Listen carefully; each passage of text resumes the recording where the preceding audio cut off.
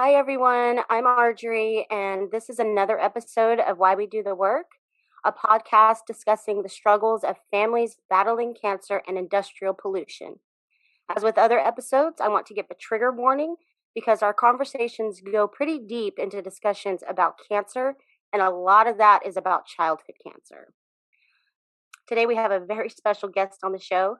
She's one of my dearest friends. We have boys that are the same age, which we did not plan at all, but we have boys that are the same age, and her name is Leann Rollins. Say hi, Leann. Hi. Hi, I'm so happy to have you here. I mean, you're all the way in North Carolina, but I feel like I'm right in the room with you. So I'm glad that you're here, and I'm so happy that you agreed to do this interview with us today. I think it's going to be really impactful.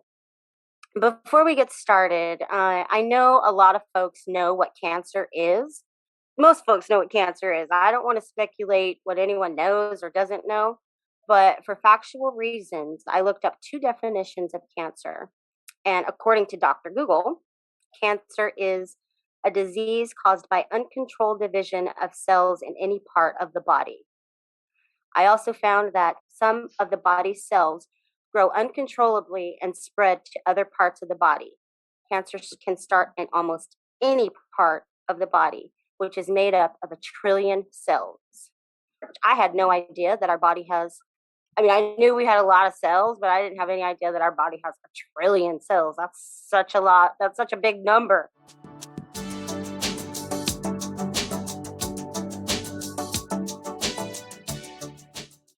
Anyway, who are you, Leann? What are you doing here? Who is Leann? Well, Leann grew up in Eugene, Oregon, West Eugene to be specific, the Bethel School District.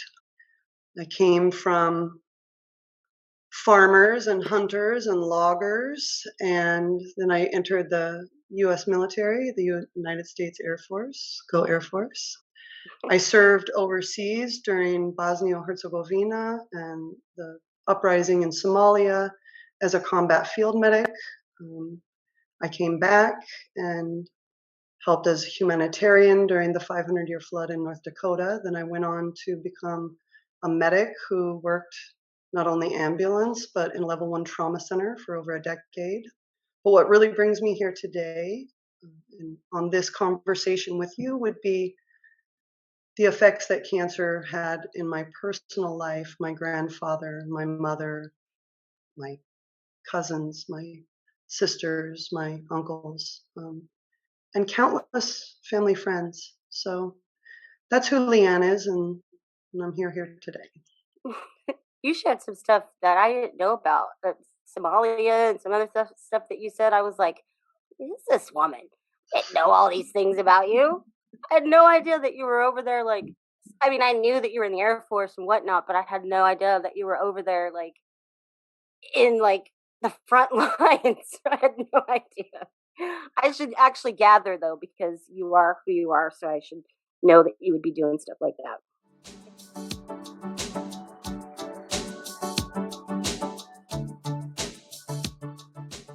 So we're here today to talk about cancer. Unfortunately, there are a lot of people in your life who have been impacted by this, and some of them have actually lost their lives. Two very dear to you, and your sweet, sweet mama. And we'll get a little bit more into exactly what type of cancer she and your grandfather had as we move on with our discussion. But you have shared with me that you have had so many friends that lived in that area where you were raised and that were raised in the same area. And you told me that there is just an outrageous number of kids that have either died from cancer or are battling cancer right now. Can you share a little bit about those friends and what it was like to find out that here we are, another friend has cancer? What what Right. were you thinking when that was going on? Well, I'll be honest, you hear about cancer when you're a young child, and I mean, I guess not, now we hear about it a lot more, but back then it wasn't a huge thing. And I remember being 8 years old, and I went to my mom's cousin's funeral. He had passed at like 48 from cancer up in Washington. And then when I came back, I was in middle school, and there was a girl who got a tumor behind her eye and formed in her brain. And then we lost another friend, Jessica Verbisky, to a brain tumor right after our senior year. Now, mind you, I'm a young person. I know that cancer exists, so you don't really start thinking about, is this something going on in my community? You just think, wow, Mm-hmm. that's really horrible for that person. And then, Mm-hmm. like I said, I was in the United States Air Force, so you go to other places, and I was all around the world.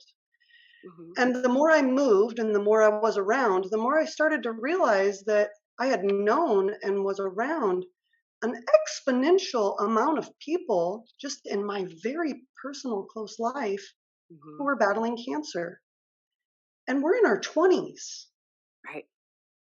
We're in our 20s. Like you don't see, unless you're out traveling, you just don't see the cross section, and so you start to accept that as just your reality. Well, Mm-hmm. coming back from where I had been, and the more friends that would call me and say, I got the news, Mm-hmm. and they would break down, and you break down with them, and you wonder why friend after friend is calling you, and they're coming down with this, and you start to look around, and you feel a little helpless, Yeah. because you start realizing that this is bigger than what's going on in other areas. And you Mm-hmm. start doing research, and then the helplessness really, starts to settle in. So Yeah. working at an eye center there in Eugene, Oregon, three different friends, one coworker that she was just a year younger than me in school, watched her go through a double mastectomy. Amy How old West, was she when that happened? How old was she? 26, Wow. 26. And mind you, we're in our 40s now, Arjorie. She's Mm-hmm. been dealing with this and the fallout from the radiation and the repeated surgeries that eventually went into her bladder. She's still dealing with the repercussions and has still not heard the words remission. Is She this a still friend that I've hasn't. met? I don't want to interrupt. I'm sorry to interrupt you. Is this a friend that I met No, when no, you that's at the that's my wedding? other friend. That's Oh my other wow. friend, Jamie. So to put this in context, basically the softball team at Willamette High School from the years of 93 graduating, 92 down to about 94. Those girls all played ball together all throughout school. Mm-hmm. Dawn Miller died from breast cancer at 20. Amy West was diagnosed at 26, and started going through treatment. Jamie Bodell, she's finally in remission. Janet McCurran Kunkel is still battling, and it started as breast and then morphed into multiple cancers and multiple myelomas that are still invading her. Brandy Shalaki, also diagnosed initially with breast cancer, then went on to into two different types of cancer. She's finally got the remission call. Then, so just from that 1 2 year time frame of those girls playing ball, Mm-hmm. that's how many have dealt with just breast cancers alone that morphed into other things. The friend that you met of mine, Jamie Bodell, Okay. that's the friend that you met that also had to have a double mastectomy and multiple surgeries after to and radiation, the radiation and the treatments. And she was single, no kids, no one to take care of her. That was a hard battle. That was a hard one for me. Yeah, I would say overall, though, that Zion's diagnosis was next to my mother's. That was the hardest to accept. mhm. Yeah, You yeah. know, your friend Jamie actually really touched me in a way, and it was during my wedding, and it was really nice to see you at the mall, and I saw her, and I Yeah. met her, and she gave me some encouraging words because this was before Zion had had her stem cell transplant, and she was losing her hair, and things like that were going on, and your friend was like, "Tell her to do this so that she." Use vitamin E on your eyebrows, or make sure to use the vitamin E on or vitamin D on your scars so they don't scar. And I don't know that I told you that or her, but that really really touched my heart and gave me something to tell my child, here it is. Use this. Somebody that has cancer used this while she was going through radiation. And I was able to share that with Zion. And, at the time, she's not listening to me. She's blocked out a Exactly. lot of what's happened with her with cancer. So you named a lot of friends, and I think that that's super powerful to say their names because that shows that they're people and they're not just a statistic. So about how Exactly. many friends do you think? I mean, you listed us probably like 6 friends. Would you say that there's way more people than that you maybe can't? I mean, that we can't, we don't have everybody's permission to say their name on here. But Yeah. about how many friends do you think, quote unquote, caught Just cancer? Because that's what it seemed like. People were catching yes, cancer. It's not a yes, cold. So, yes. um, Just from my memory banks. Just mhm. from my memory banks. 19, Arjorie. 19. 19. Wow, that Yes. that is ridiculous. And these are young people. And I Very mean, young. nobody needs cancer, but these are young people with their whole lives ahead of them. Like, Yes. I did you wonder during that time, did you wonder why? Like, why is this happening? Why are my friends getting sick? Yes. Like, Yes. did you And think honestly, Jamie, I hate to interrupt, but I'm it's so okay? on fire because honestly, Jamie and I, one of the things that we would do is we would go back over the corporations that encompass that area, the semiconductor companies, um, Mhm. the company that you took down. I don't know if I'm allowed to say the name of it, but yes, we sat down, we looked at where our waterways were, we looked at where we lived. We're both highly intelligent people. Mhm. And so there was no doubt in our mind that they were dumping illegally. We know that the treatment of railroad ties, the treatment of wood, just the production of wood, the chemicals that it brings about, we knew that they weren't dumping legally. We Mhm. just were powerless to change it. I was living in Florida. She was so sick still in Oregon. And honestly, I think that we felt powerless, Arjorie, but we knew who was doing it. Of course, we knew because we Yeah. did sit down. We have talked about it. We talked about it extensively. And she was so angry, she wanted to sue all of them. And I get it. I want to sue them too. I want them to pay for what they've put my family through and what I had to go through and what my friends have had to go through, what you had to go through, all the calls, all the tears, all the hospital visits, all the feelings of helplessness, because Mhm. that is the one very helpless feeling. You don't know when you get that diagnosis if you will be the one who makes it or you will be the one who doesn't, because it is not kind, it is not fair, and it feels earth shattering, Mhm. earth and life shattering. So, yeah, we sat around and talked about it. We still talk about it. And Mhm. you don't know, but her and I both, my whole family, we feel like you're our superhero. We finally have someone on the front lines who Oh, is doing the things that we need to be done because honestly, as a family and as a community, we almost feel helpless. Even though we know who they are, it's like a giant that you can't beat.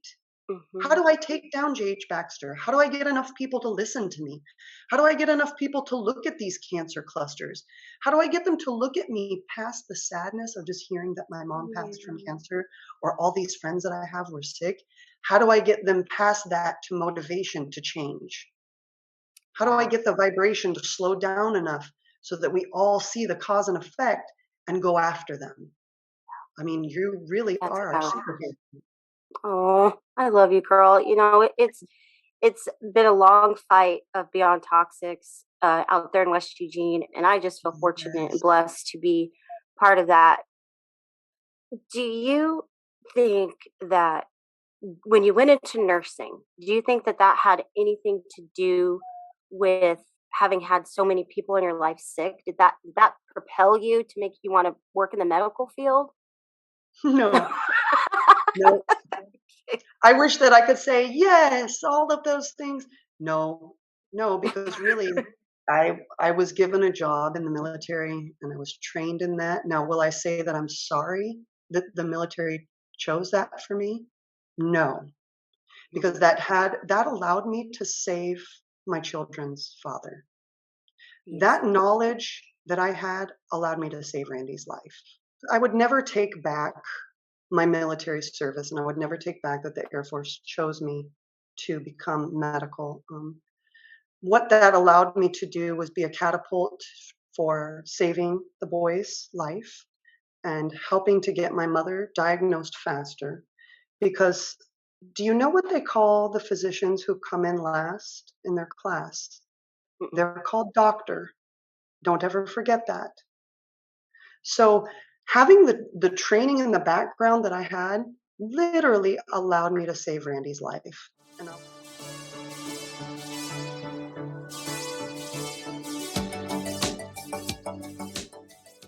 my family's doctor was in a nice little clinic. I will not mention names because I do not have permission. Mhm. But it was my grandfather's doctor. It was my mother's doctor. It was my auntie's doctor. It was everyone's doctor. Well, guess who missed my grandfather's pancreatic cancer? That doctor. My mother still continued to go see him. I didn't realize that my mother had had multiple cases of pancreatitis that didn't need to be hospitalized. So the first time that she was hospitalized with pancreatitis, I said, Mom, where did this come from? Because my mother doesn't drink. So one of the Mhm. precursors for a lot of pancreatitis can be a drinker or a diabetic. It's just a malfunction with your pancreas. She said, oh, well, I've had a couple bouts. Well, her father died from pancreatic cancer.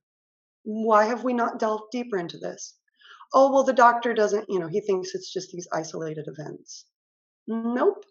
So when a hospitalist came in who was associated with the hospital there, I said, what tests have we run to check her pancreas?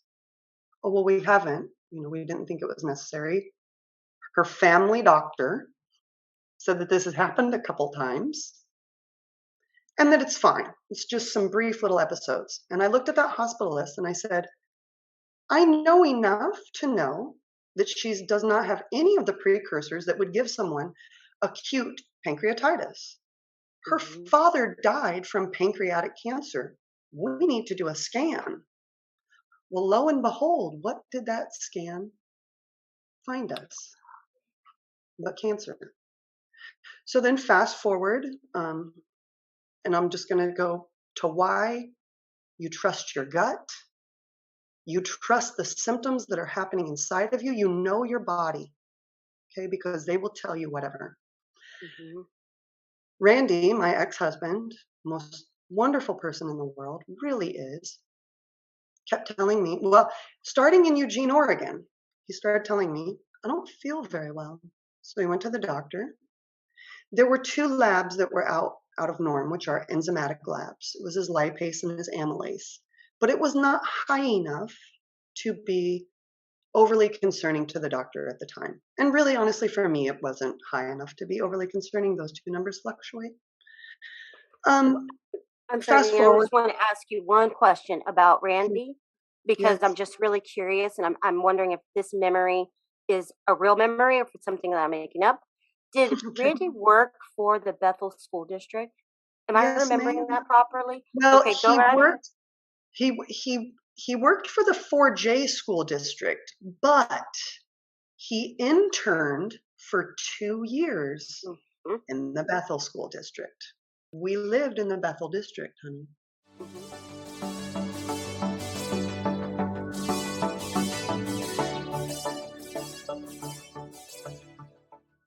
So fast forward to us living in Florida.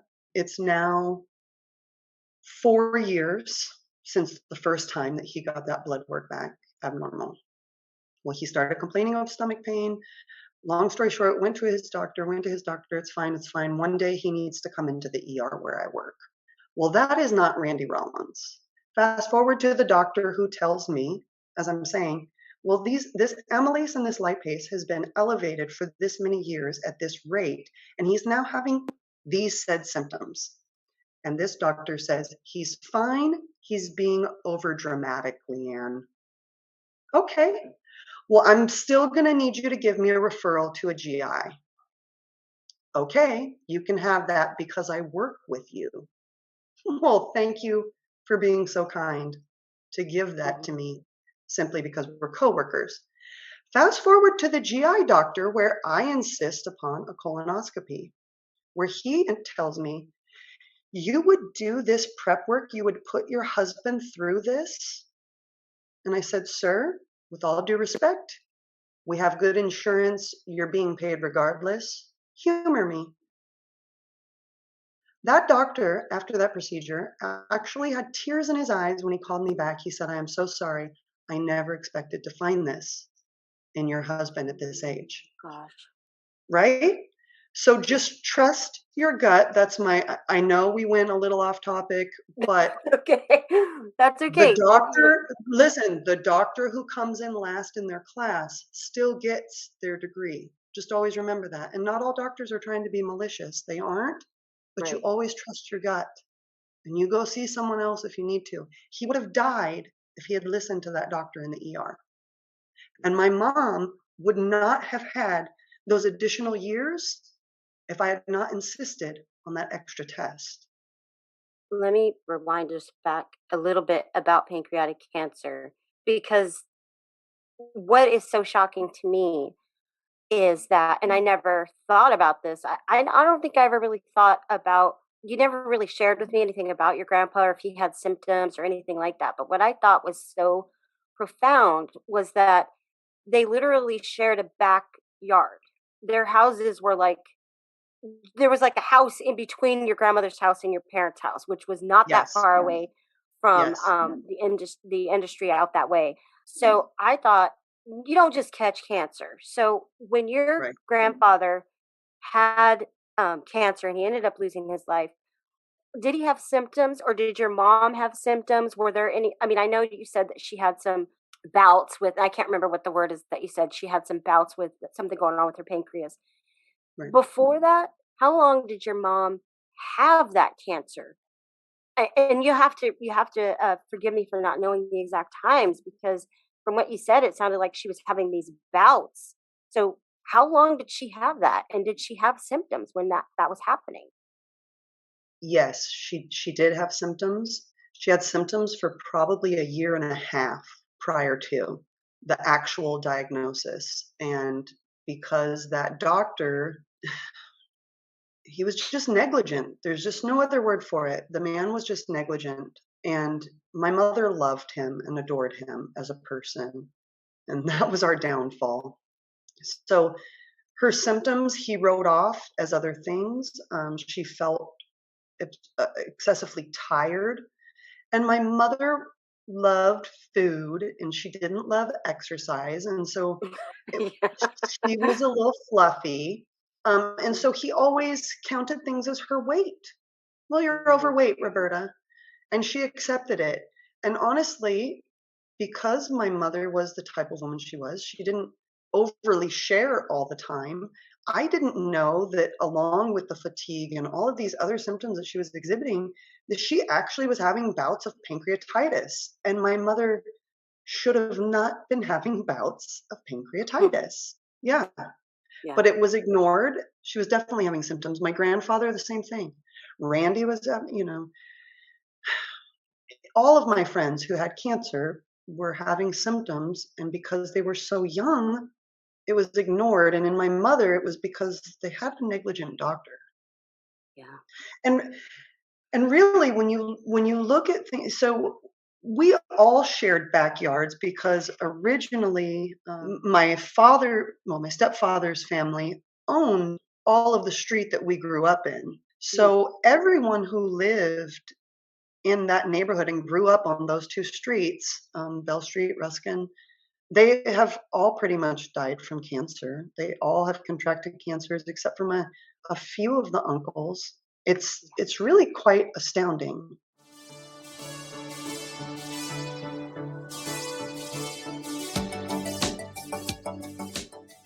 I want to get into a little bit of emotion here, and I'm hoping I'm not going to make this hard on you, but all these friends that have had cancer, everybody was sick, and then your grandfather was sick.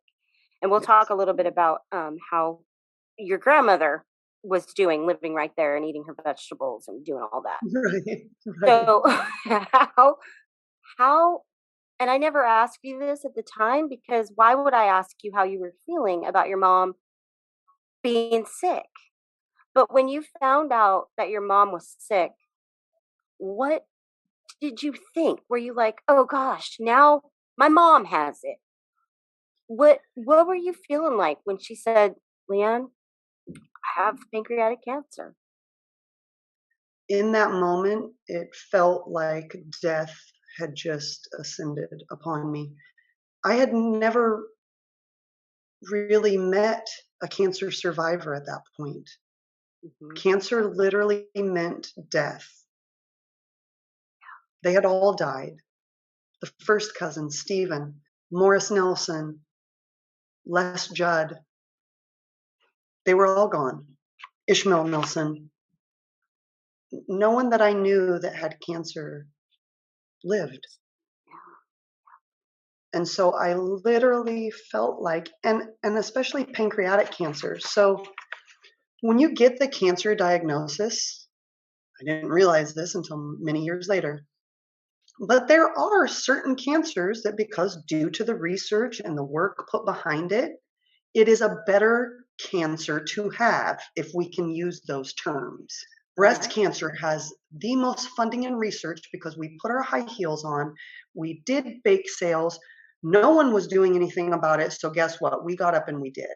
But when you Mm. talk about pancreatic cancer, there's very little research, and the survival rate was 4%. Wow. So when you're handed those numbers and you've already had one of the closest people to you in your life, your grandpa, pass from that, it was literally like death had become us. And I knew what was getting ready to happen. My stepfather, he's not a snuggly, huggy guy. He's not a take care of you when you're sick guy. He is a get up and handle it guy. Mhm. My brothers, they're not going to be able to do that. So who's going to take care of her but me? And not that I'm not happy to take care of her, but I don't want to take care of you because of this, for this. I Mhm. don't want this to be real.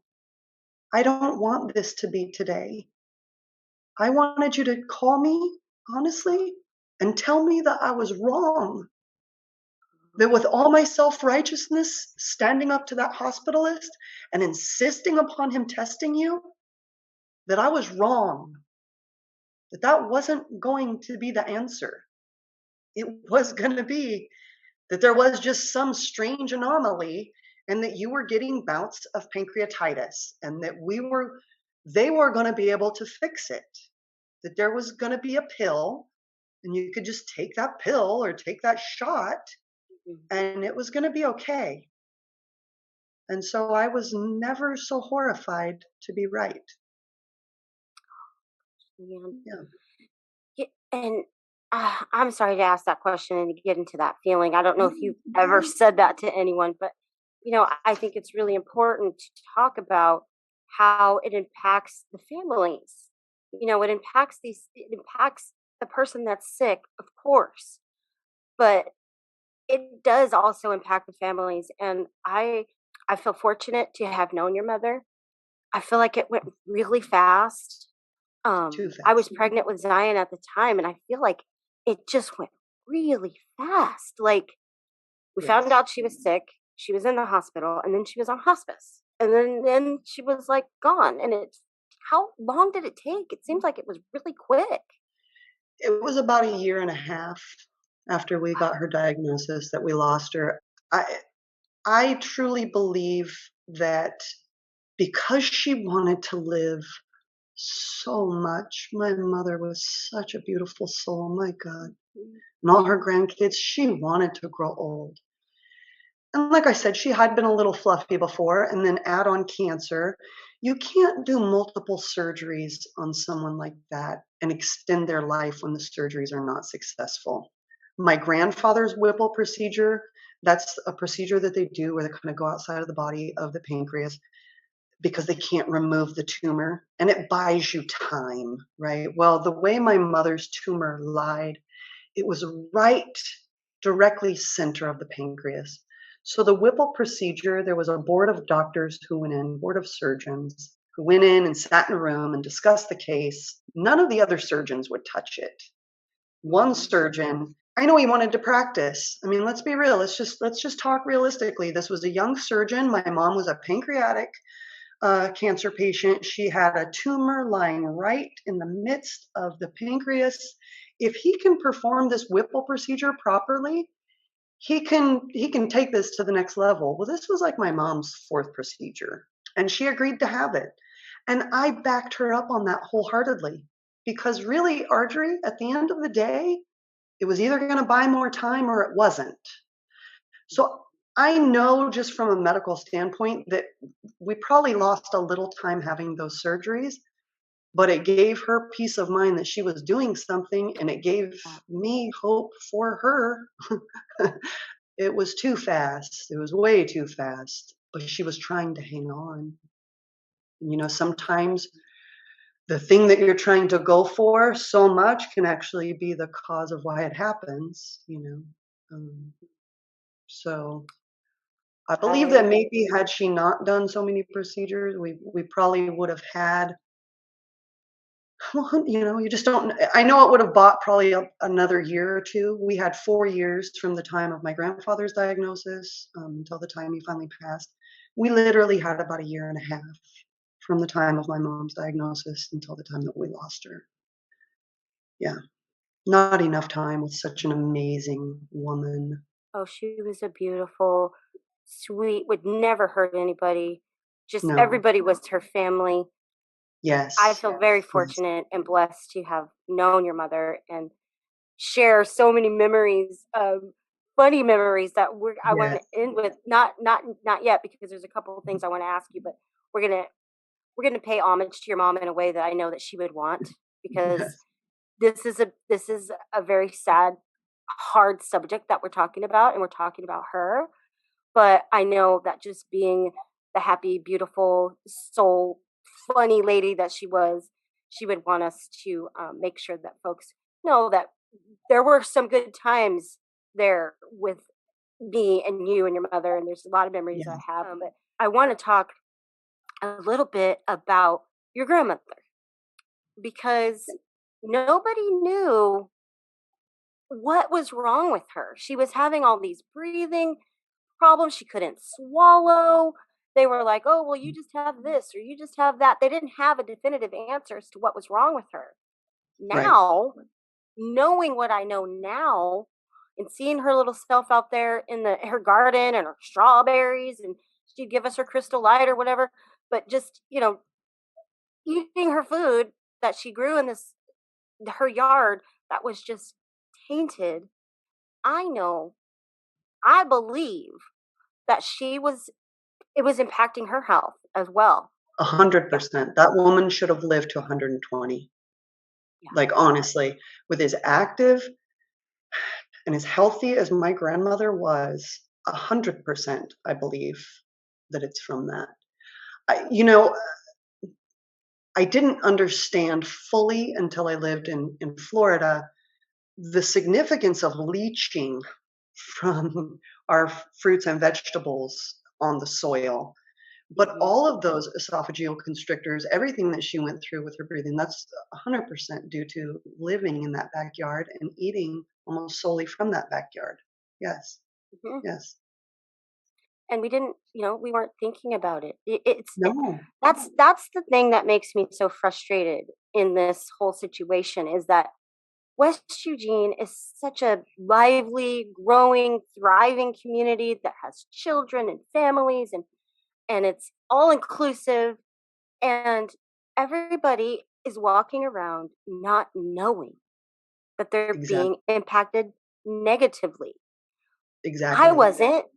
Honestly, I how could wasn't doing you? the research that you were doing until Right, Zion got sick. So I was like just walking around, "Oh, we live in the industrial area. Oh, there's another smoke snack. Wow, that stinks." But we weren't right. thinking.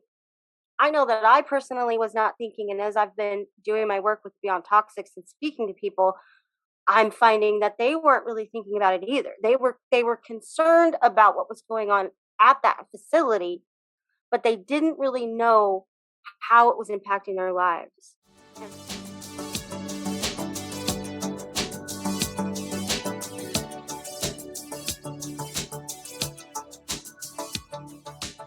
Like, if I think of a highly toxic area, then I think of barren wasteland. I think of yeah, things not growing. When you pull up into West Eugene, it's beautiful. My God, the trees, the water, it's clear. Well, who knew that those plants grow to remediate the soil and that they can still grow amongst those things? And that even though that river does look crystal clear, those toxins are almost microscopic and they sink through on your skin. I didn't mhm, realize that until you really start delving in, and then you almost look at it and you're like, "Boy, you're a tainted paradise." You know what I mean? yeah, Whoa. it's really But sad. how would you look at the beauty over there and think to yourself, "This is a toxic dump. This is Yeah, we're you're not thinking that. literally living in a toxic dump, and we And should we live probably in do something about this." it's green Eugene, you know, and it's Exactly. other parts of the community, other parts of Eugene aren't having to deal with the type of things that are happening out in West Eugene. And West Eugene is now being put on the map with things that have been going on, you know, with the work with Beyond Toxics in the community out there out in West Eugene. But, you know, nobody was thinking about us out there. Nobody No, was I thinking know. about it. You It was know, and the industrial area. I don't want to go right, out to the industrial area. Well, that was right, our home. right, Um, I have right. one question about your uncle, and then I'm going to tell you the sweet. I'm going to share the sweet thing with our listeners that he shared with me, and then we're going to talk about how we have a couple funny memories with your mom. Your uncle is currently still battling cancer. Is Yes. and when was how long has he been fighting this cancer? Mm, Long time. at least 7 years. Yeah. He and my sister-in-law, Brenda, she's been battling almost a decade. Yeah, but he's been battling over 7 years.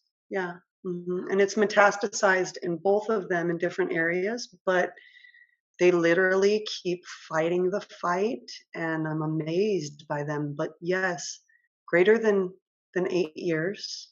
Yeah. Yeah. That's insane to Decades. me. Yeah, Yeah. it's gonna be it's equivalent to his glory years. You know what I mean? It's really Yeah. sad.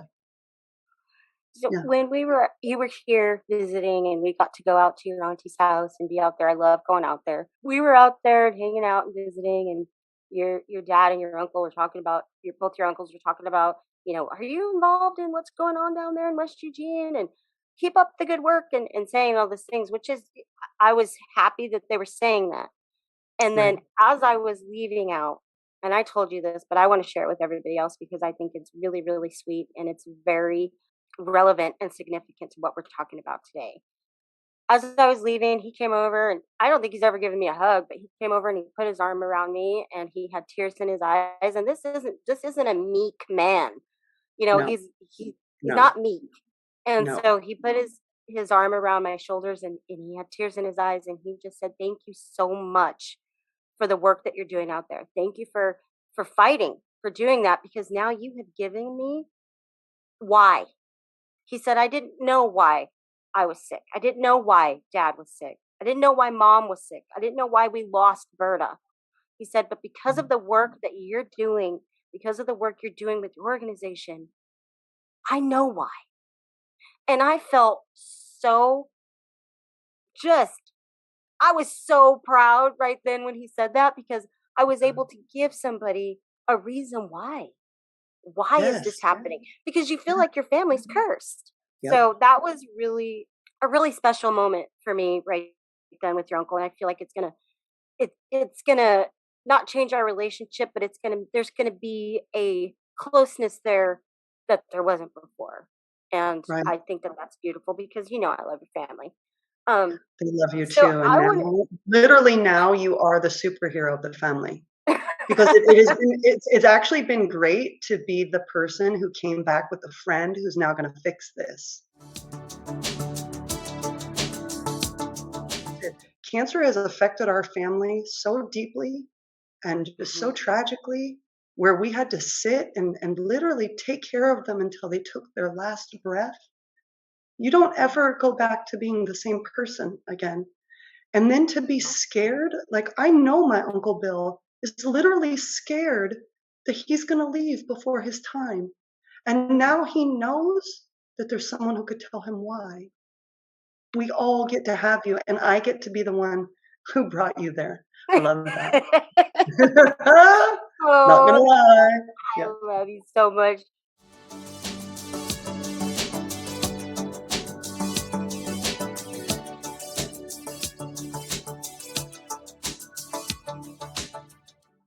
So I want to end today on a really, really sweet note. And I Are we don't gonna know if talk this about is sweet. members only? I'm just I'm kidding. going to let you talk about the members only because I want us both to end on a great message for your mom and something that I know because she was funny. So I think she would She just was. think it's real funny. So I'm going to let you do the members only. But it was a moment when she was in the hospital before she went into hospice, and we were in the room, and I just remember the room, the blue light, that light, the hospital light. But Yeah. there was a hall light that was sort of shining right on your mom, and I was standing there with your mom, and she's holding onto my hand, and you and your auntie had gone out for a minute, so it was just me and your mom for a second. And she was getting to the point where she didn't know what was going on, and so she didn't really know what was happening. And for just 1 minute, there was a clarity there. She looked at me and she said, "Take care of my girl. You look after my girl. Take care of her." And I said, "Yes, ma'am. Of course. I'm always going to take care of her. That's my girl too." And then she went back to not knowing what was going on.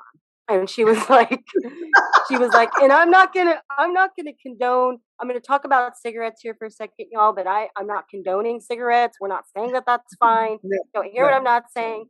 But she went back to not knowing what was going on, and she was looking at me and she goes, "Just one, just one. Just give me a little puff." And I was like, "No, you're not having a puff of anything. You're laying in the hospital sick. Stop thinking about those things. Stop thinking about cigarettes." But she was thinking about it up until she loved those. So, that was just a really funny, sweet memory. It really Um, was. Just give me a little puff. yeah, it was No. really fun. So you're not having anything, Berta. So I just wanted us to be able to both share a memory of your mom, and I'm letting you have the good one. I mean, that was a real special moment that I had with your mom. That was for us. Why don't you tell us about those members only jackets? Yeah, Tell so people nothing what a members only jacket is first, because we have a oh, lot of okay. youngsters out there that don't know what that Right, is. right.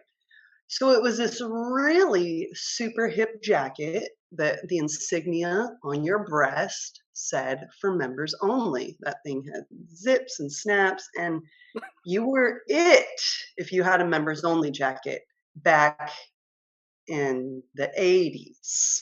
So Yeah, fast early '80s. Yep. forward to 2003, and my mom loved the Judds, loved the singers Judds, and they were coming to a casino out on the coast. And so she wanted Arjorie and I to go with her. Heck yes, we'd love to go with you. So we all head out there. Well, it was a really nice day, but then you Mhm. forget that it gets cool on the water in the nighttime. And somehow, while Arjorie and I had walked away from my mom for a moment, she had attracted a Larry. And Larry was very nice, but Larry really liked my mom. Well, Arjorie and I come back complaining, and we're outside complaining of how cold we are. And Larry says, "Oh, I've got something for you in the car." And so we go out to Larry's car, and lo and behold, he wants a date with my mom so bad. He whips out two members only jackets. And so as Audrey and I are swishing ourselves back into the casino, the running joke was, that dude doesn't have a members only jacket. Any guy who would look at us, you don't have a members only jacket. You don't have it like Larry. Yeah. So Yeah, we yeah, felt so cool everyone in needs those a Larry. members only jackets. I would like a members only jacket now, actually. But you know what? We went out to the car with that guy. What the heck were we thinking? He could have. Well, I've got something in the I car for you. know, Who knows? Like, I mean, now, I Arjorie, now know, I with all know. the crime We get shows it and different things that somewhere. I've been Yes, watching, there's no yes. way in heck I would have gone out there to the car with a man that said I have something for you. But it was funny. I know in hindsight, but this, don't do that, girls. Don't do that. Don't do Yeah, don't go out in the car with anybody if they said they have something for you because it's not good. It's that. normally not a members only jacket. We're the ones that got the members only jackets. Your mom was the one that found this man had found her. She should have had one of those jackets, but no. I don't know what She she didn't had, want but it. She brought we her got the own most. coat. She was Roberta. Don't get it Oh twisted. yeah, she had a She had coat. We were the ones everything that in had that trunk. Shoot, she had winter wear. Had it start snowing, my mom would have had something. But just Oh only, you know what I mean? It yeah. wasn't for everybody. It was for her. She was prepared. That woman was always prepared. Yeah. We love her. Yeah. We love you, Berta, and we miss you. She's awesome, We miss her. Yes. Yes. Leanne, thank you so much for having this conversation with me. It's like we're in the same room together, even though we're not. I think we should have these Zoom meetings every once in a while, just me and you, so we can chit chat and be able to see. No, we're not going to do that. Never mind. I'm not going to do any Zoom meetings. I'm just talking. I'm definitely not going to do that, but I'll keep calling you. We can talk for hours and hours. Yeah, we talk on the phone. We're not video. We're not that generation yet. Yeah, I don't we're need not. to see what you're doing over there. I'm fine. No, you don't. I don't need to see what I know what you're doing. So. Yeah, I know what you're doing. But everyone, thank you so much for joining us today on Why We Do the Work. And come back next week where we'll be hopefully interviewing someone else. I'm not sure. I'll have a surprise for you at that time. So thank you for listening, and I'll see you next time on Why We Do the Work.